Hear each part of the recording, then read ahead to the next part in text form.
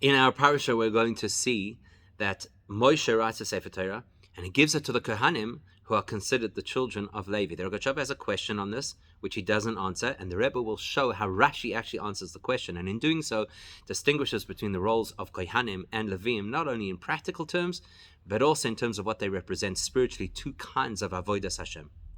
So in Pasuk, when you have the Pasuk that says, Vayichtav Moshe HaTorah Azos, that Moshe wrote the Torah, Vayitno la Kohanim b'nei Levi, and he gave it to the Kohanim, sons of Levi, Hanoisim Esarim Bris Hashem, who carry the Aron, Ve'el Kol Ziknei Israel, and he gave it also to the elders of Israel. So the Rogatchover has a question about that expression, the Kohanim, the children of Levi. Because the Lashon HaKohanim b'nei Levi steht euch früher in Sefer Parshas Shoftim. This expression, the Kohanim, the sons of Levi, is an expression that already occurs earlier in Parshas Shoftim.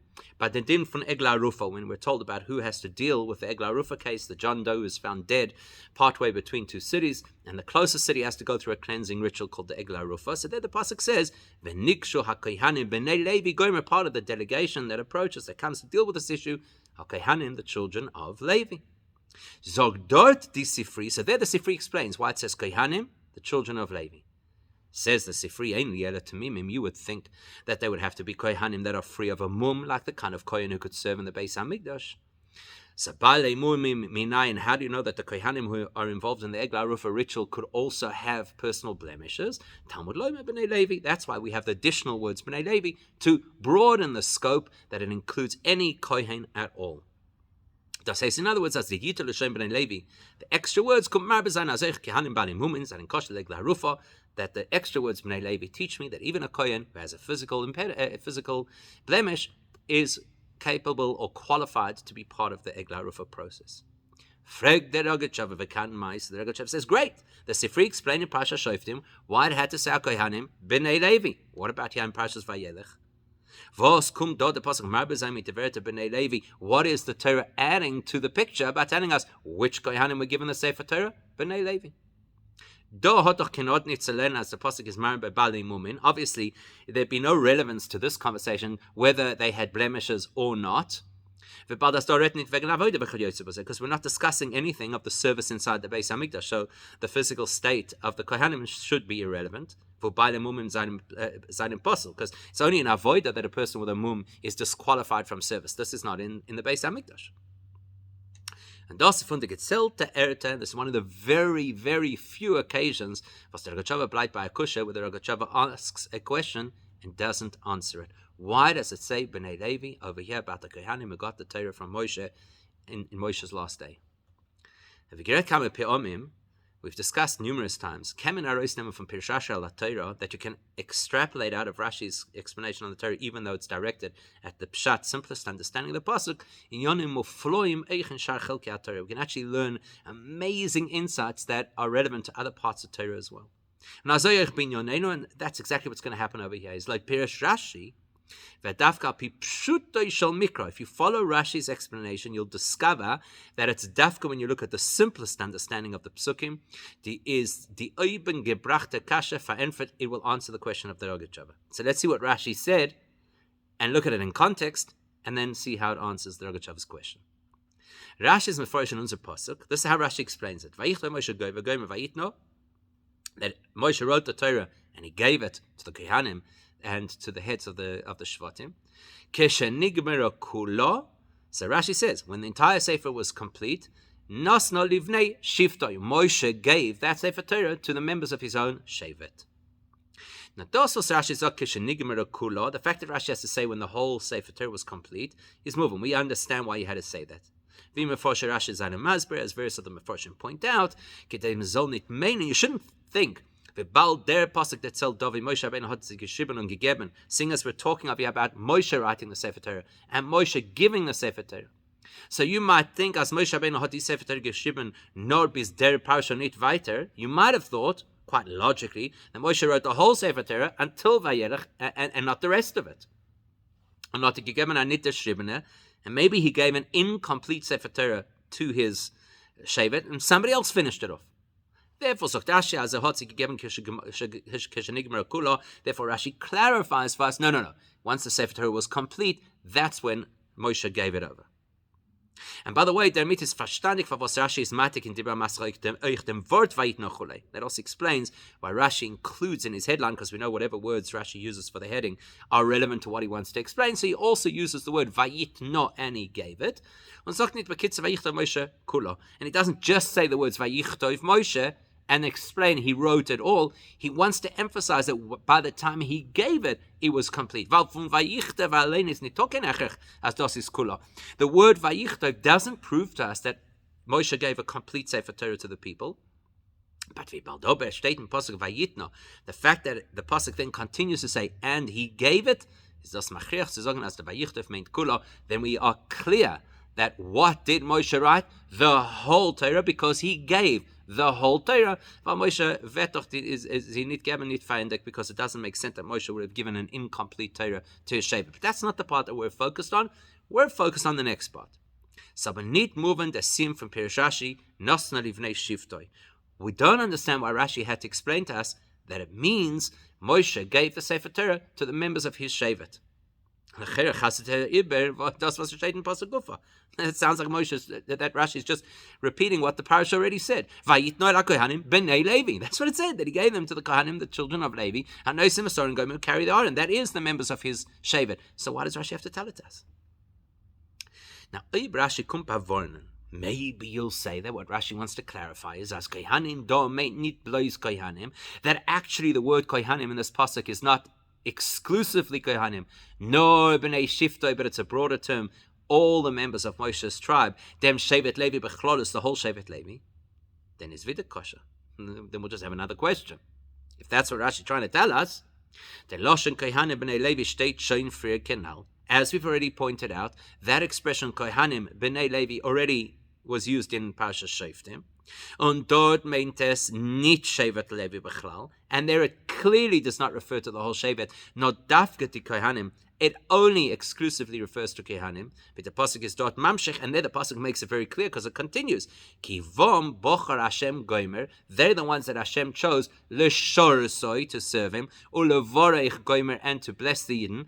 V'apiyim yekol riva chol noga, and they'll have the authority over conflict, etc. Was das mean Kohanim dafka? That's talking specifically about Kohanim.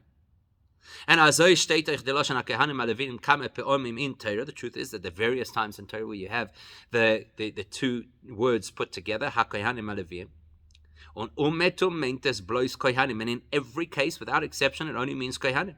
Wie Rashi touched by the Meshnah, as Rashi says clearly, the first time that expression comes up, haKohanim alevim means haKohanim sheyotzim shevet Levi, the Kohanim who are or emerged from the tribe of Levi. So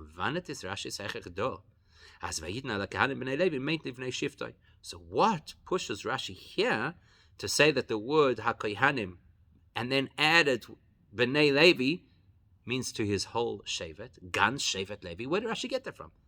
It seems to contradict every other way that we've ever explained this kind of terminology. You'll say Agam is the pasuk guf is Messiah, because look at the end of the pasuk, it says Anosim Esorim Bris Hashem, those who carry the Aron. And the Nois Aron signing given the Leviim, and who carried the Aron? Leviim carried the Aron, right? Who was it? Kahos carried the Aron. Ken men es mefor sein mit Cheskuni, as redt sich wegen der Kohanim, welche haben zugegreit dem Aron, as die Leviim so kennen es trug. So maybe that you'll explain like the Cheskuni does, that's referring to those Kohanim who prepared the Aron for the Leviim to carry. And they're the ones who prepared the family of Kahos to be able to do their job to carry the Aron. As we already learned in Parshas Bamidbar. Maybe that's the answer. It's not the easiest answer to come to terms with.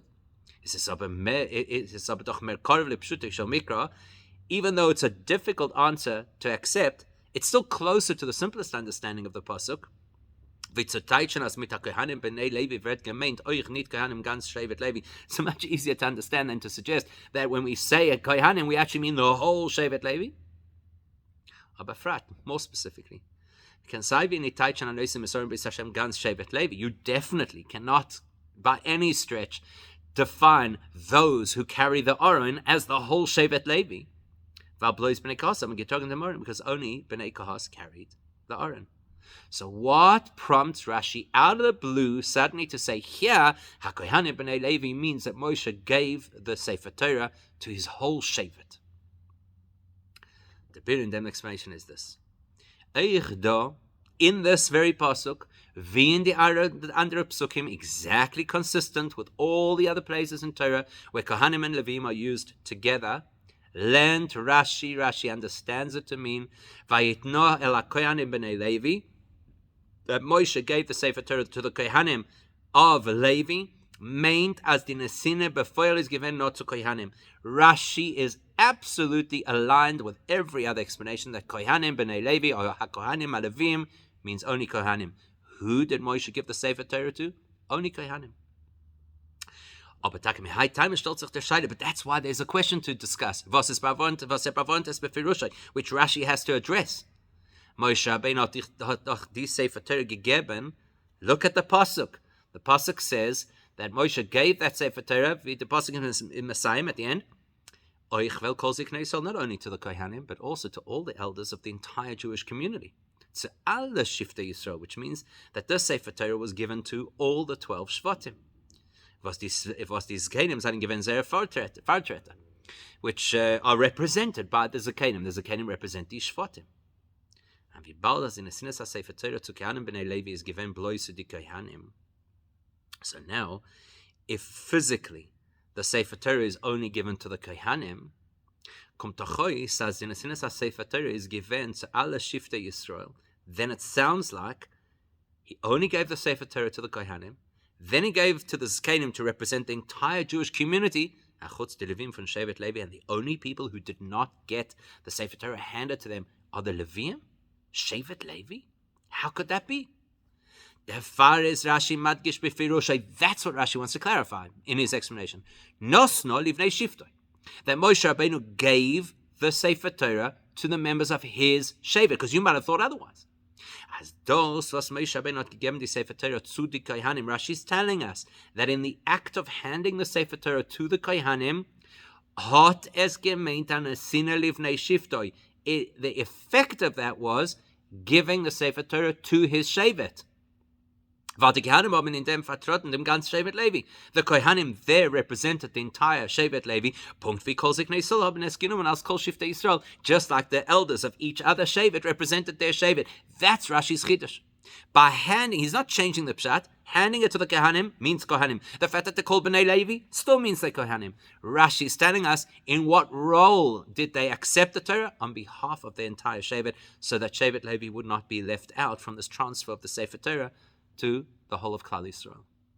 And das is echt der Tam, for was the pasuk is Mosef, and that would explain why the pasuk added the words not just HaKohanim but Bnei Levi. Because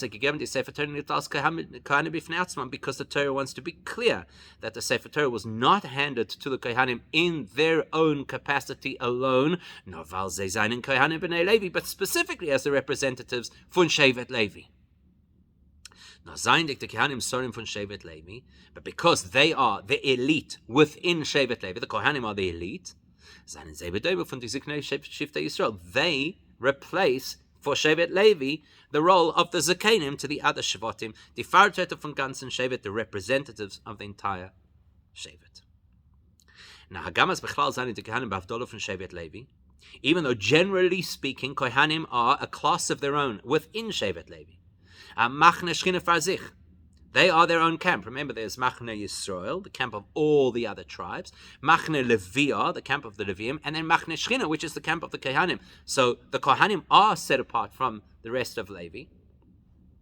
Is the Pirush, and then what that means is, at least according to a simpler understanding, which is what Rashi wants to tackle, not that they're now excluded from Shevet Levi or some other group that's not Shevet Levi.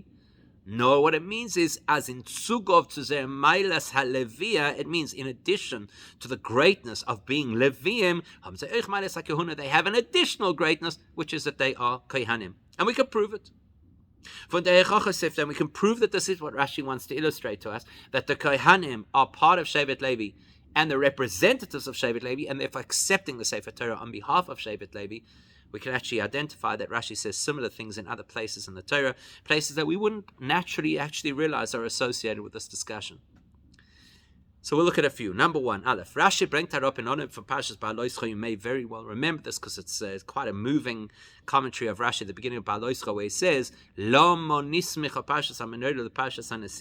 how is it that straight after the parasha of the dedication of the 12 Nasim who came to represent their tribes to inaugurate the Mishkan, straight after that you have the story of lighting the menorah? Says Rashi,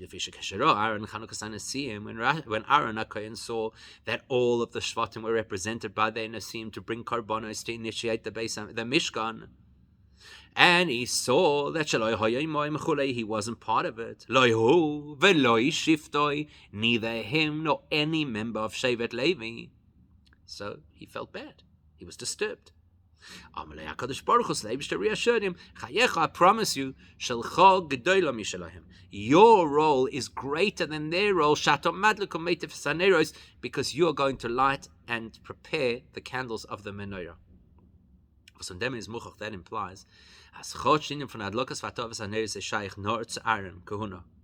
even though lighting the menorah is a job unique for the Kohanim, certainly Hatovas Haneros, preparing the menorah, is unique to the Kohanim, represented by Aaron HaKohen, and not the Leviim. And who was left out of Chanukas HaMishkan, or Chanukas HaMizbeach? The Leviim, the whole Shevet Levi. So by status on den ganzen Shevet, it's clearly a joint operation of the entire Shevet, represented by Aaron HaKohen. By allocating the menorah to Aaron and the Kohanim, that removed the worry, the disturbance of the fact that they had been excluded from Chanukas HaMizbeach. What does that show you? What Rashi is telling us here. Kohanim represent the entire Shevet Levi, and the things they do are on behalf of the whole Shevet Levi. Here's another example, maybe even more dramatic example. Base. Nach dem Machlokes Korach hat der Eibishter gesagt zu Moshe, we know that after the end of Korach's rebellion, the Eibishter tells Moshe Rabbeinu, Kach meita mata mata gomer, let you take from each shevet a staff, and put them into the Mishkan, shnei masa mata is gomer, a total of 12 staffs. V'shem Aaron tichtov mate Levi ki mata echad gomer, and the representative who should be inscribed on the staff of Shevet Levi should be Aaron ha-Kohen. Rashi explains that there'd be one staff per shevet.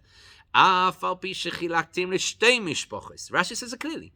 Even though I split Shevet Levi into two families, there's a unique group and family called the Kohanim, or Levia Levad, and a unique group called the Leviim. Nevertheless, it is a single shevet represented by the Kohen Gadol, Aaron HaKohen, yet again proving exactly the point Rashi is making over here. The Kohanim represent the whole Shevet Levi.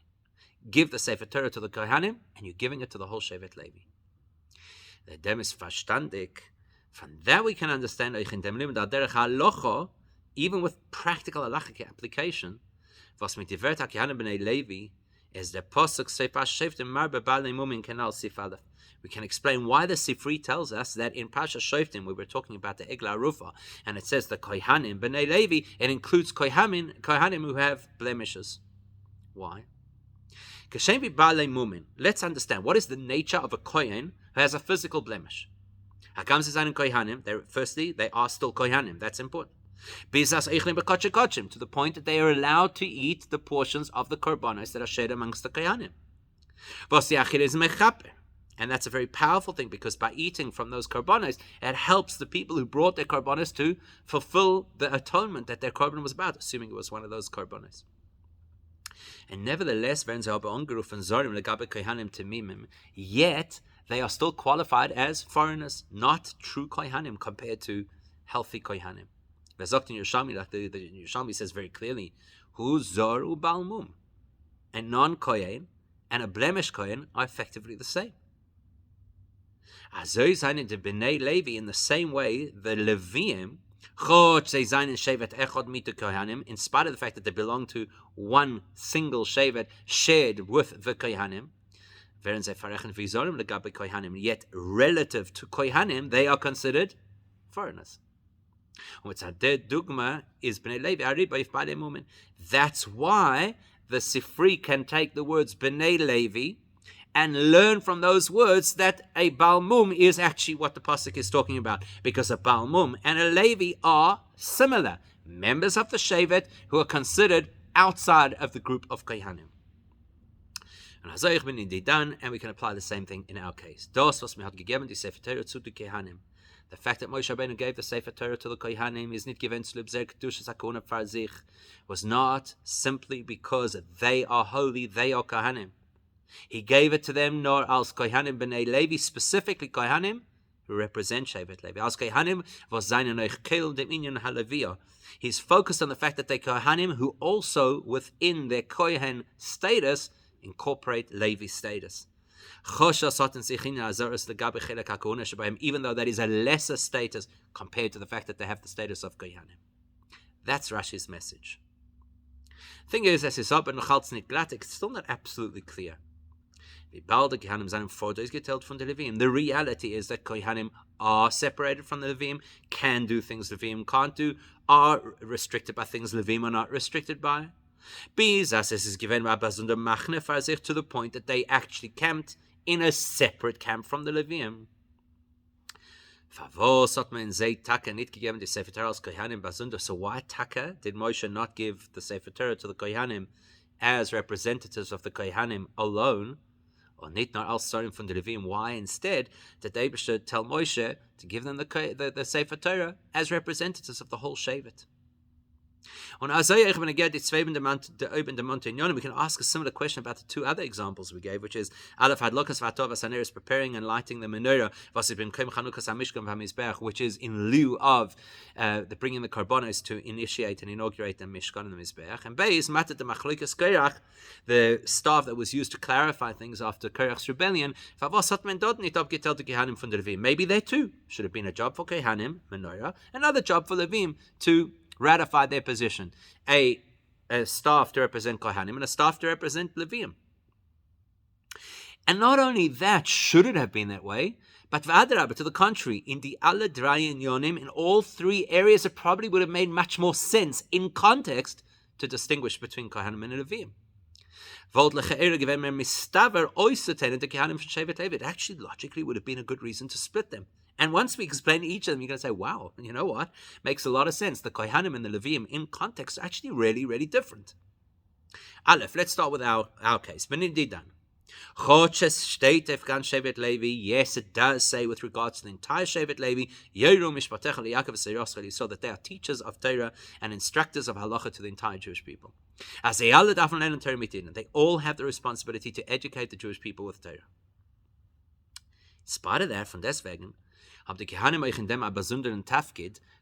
have a unique role in that context. Because it only says with regards to Kohanim, that if you have a dilemma, you go to the Kohanim. And they'll instruct you. And you'll follow the Torah that they instruct you to follow. It's on their basis of their teachings that will decide how you resolve a conflict. Or if a person has a particular blemish or tzoras or whatever the case is, the Levim don't have that. So they have a unique role to play in the dissemination of and the application of Torah. They should have had a unique access to receiving the Sefer Torah, not just mushed in with all the Levim. We should have recognized their unique role in the teaching of Torah and the deciding of halachic issues. Logically, this is dafka a place the Kohanim should be distinct from the Levim. Likewise, based the mitzvah von hadlokas vatovas haneros is doch shaykh nor zu Kohanim. When it comes to the menorah, while others might be able to light the menorah, preparing the menorah, only a kohen can do. Colossian Rashi Hanal, like Rashi said in Baal Oischa, she'atom madlikometiv haneros. You, Aaron, you're the one who prepares the menorah, nobody else. Not only that, on Levim seinen osur bezeh gleich wie kol shiftei Yisrael. A Levi is as forbidden from preparing the menorah as any ordinary Jew. So then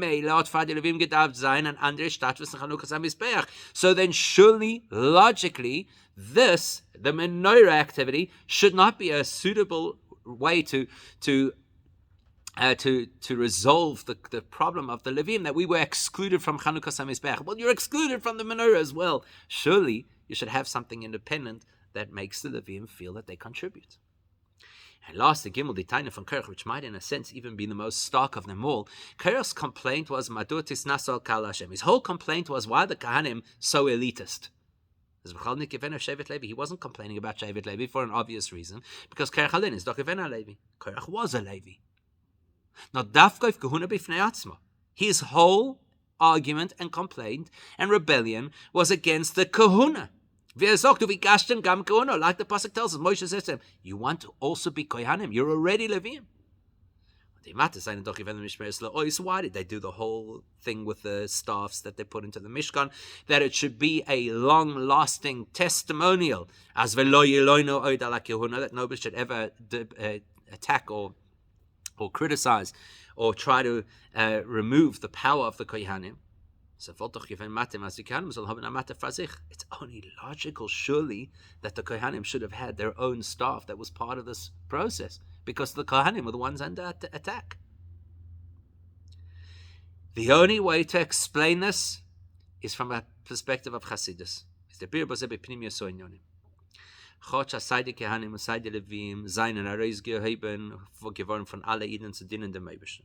We know that both Kohanim and Levin were elevated over the rest of the nation to serve Hashem in a unique way. As a result of that, they have to be detached from the physical experience to some extent. Right? They don't inherit land, and they don't, so to speak, work for a living. They have to live in separate areas, etc. But we know that there's a very stark difference between a Kohen and a Levi. A Kohen may not consciously contaminate themselves with impurity. That's why Kohen is not allowed to travel outside of Israel, because he'll be exposed to all kinds of impurities. The Levi has no restriction. Can walk into a cemetery, travel the world, touch a dead body, no problem. Das heißt, a Kohen is in ganzem Uvdu von Inyon Shel Hefech HaKdusha V'Atara. That tells you that a Kohen has to be somebody who is completely removed from anything that is contrasted to holiness and to purity. His world cannot tolerate any impurity. Whereas the world of the Levi doesn't completely exclude the possibility of something impure. But when the Levi has to go on duty, because it's his roster, and he's got to go sing, or he's got to do the gates, well, then he has to be sure that he's in a state of purity. That reflects into two spiritual elements inside every one of us. We have a Kohen element and a Levi element. Bechinas Kohen is the madrege nefesh was not nit on kein tuma. The Kohen dimension of our own inner being is a part of ourselves that is immune to any kind of impurity. It's too lofty, it's too pure, it's too deep. Nothing in the world can contaminate it. Levi Shaboy is the madrega v'tuma ken dot in honor. But then we also have a Levi dimension of commitment to Hashem, like the Rambam famously says that every one of us can be like a Levi and dedicate ourselves to Hashem, but it is still potentially susceptible to impurity. Und der Avoide mitzad der madrega ist mevatel sein. If I'm in that world which is susceptible to impurity, then my avoida is to cancel, to neutralize the impurity. Tvila oisies habitul. Tvila, like the immersion that a Levi does in a mikveh in order to be able to go into duty, is the same letters as bitul, which is to neutralize dituma. That's the job of the Levi. You're potentially under threat of impurities. So you have to find a way to neutralize the threat. In andere Wörter, B'loshen Tanya, let's put it into different words that we'll be familiar with from Tanya. Kohen is the matzav avoida von eshapcha. A kohen represents the type of the mode of avoida which transforms the negative into positive, so that there is no negative left. There is no susceptibility to impurity. There's no bad. Which the Alter Rebbe describes metaphorically as foods that are naturally sweet. Levim represent the avodah of iskafia, breaking and neutralizing the negative. We dissolve the bad. We neutralize the bad. which the Alter Rebbe compares metaphorically, like foods that are naturally very bitter, or very tart is probably a better word, and very spicy, but they've been pickled or they've been cured in such a way that they actually become delicious, maybe even more delicious than the sweet items. That's why in those three scenarios, the Sefer Torah to the Shevet Levi, the representation of Aaron to light the menorah as the response to being excluded from Chanukas HaMizbeach, and the staff in Korach's argument just representing the whole of Shevet Levi, now all makes sense. We didn't separate them. In those scenarios, we don't split the Kohanim and Leviim. But the Kavanah B'tachas from the Drei Inyonim is all three of those scenarios have one thing in common, which is to tackle and correct something that was inappropriate. That's not the world of the Kohen. The Kohen doesn't have to do with impurity and have to tackle it. Not mit bechinas Levi dafka. These are all three scenarios that speak the language of the Levi's avodah. Und der Rebbe is as afil about the Kohanim gufa given nitzli malis hakehuna shebahem. So therefore, the Kohanim's involvement in these three scenarios is not as Kohanim, but rather as representatives of Shevet Levi, who also have Levi elements within them. What does that mean? Let's look at the three cases. Starting with our case, Nesinas HaSefer Torah. Moshe Rabbeinu gives the Sefer Torah to Shevet Levi via the Kohanim. Why did he give the Torah to them? He's given nitzli to learn on Torah stam. This wasn't just because they needed to be able to learn Torah. He has a Sefer Torah, so you have a book that you can learn from. Now, the primary reason that we given the Sefer Torah at that point was to prevent inappropriate things that might have happened later. Which is, by the way, why it's presented at this point in time. Basically, the Jews are going into Eretz Yisrael. They're going to be susceptible to all kinds of distractions. The Sefer Torah is there to help them to protect themselves. That's why it appears in the Torah where, after Hashem has given, or Moshe Rabbeinu at least, has given some very severe rebuke to the Jewish people, addressing the possibilities of what could go wrong. The Sefer Torah is the antidote. Antidote is not the world of Kohanim. Therefore, the Kohanim step into the role on behalf of Shevet Levi. Likewise, Beis Hadlokas Vatovas HaNeris, preparing and lighting the menorah, is to fix the fact that Aaron was hurt, upset, undermined. It's not like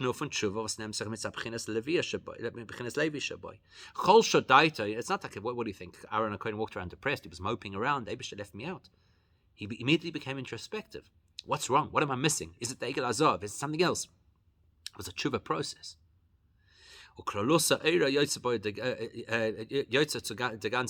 And besides, the whole message of the menorah is to illuminate the world out there.